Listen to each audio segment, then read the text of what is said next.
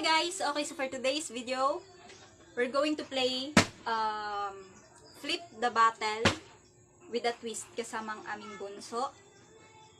At ang twist na yon ay kailangang patayuin niya yung battle sa papel na ito. Anong ibig sabihin ng mga number na ito?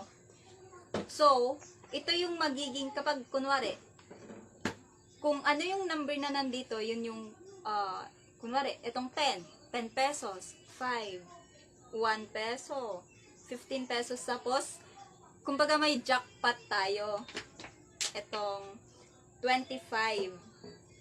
Wherein, kapag napatayo niya yung battle na yon, dito sa bilog na to, ang makukuha niya ay 25 pesos.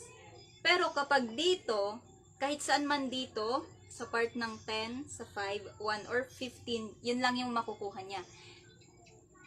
And, meron lang siyang 5 chances para patayuin yung battle dito. Kanina pa siya actually nagpa-practice. Malapit na nga yata masira yung battle eh. Kapapractice niya. Kasi kanina, sabi niya, ilibre ko daw siya. Eh, syempre, para naman may twist yung panlilibre natin sa kanya, kailangan may palaro tayo sa kanya. So, ididikit natin yung papel na to dito.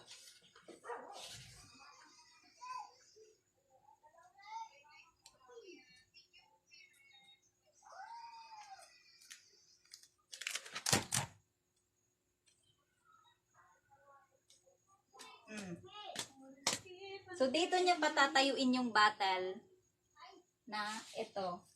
Pero if ever man na nasa gitna siya, kunwari dito tumayo, either magtotos coin, tao or ibon, kung alin ang makukuha niya. Kumbaga, pag tao, yung piso. Tapos pag ibon, 10. Tapos kung alin yung na-flip doon, kung ano yung nagpakita, yun lang yung makukuha niya. Kuripot ba? So, let's start the game! I-target mo at gawin hitain at 25 pesos. O, para sa merienda gagawin niya yan. Oh! Last 4. Okay, toss coin guys. Toss coin.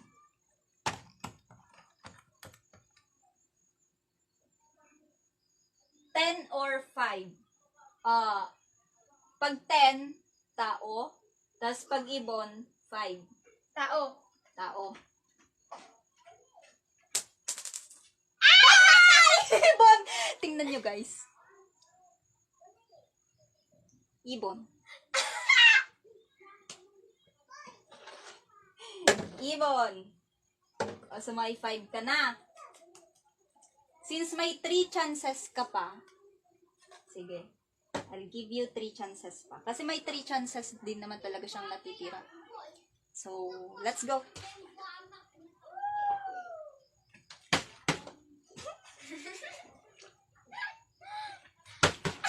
Four. Last. I-jackpot mo na yan.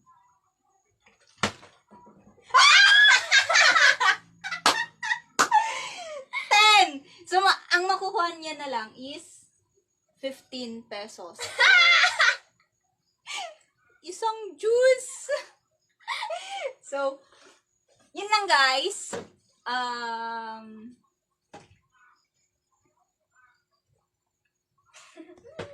Thank you for watching. Please like, share, comment,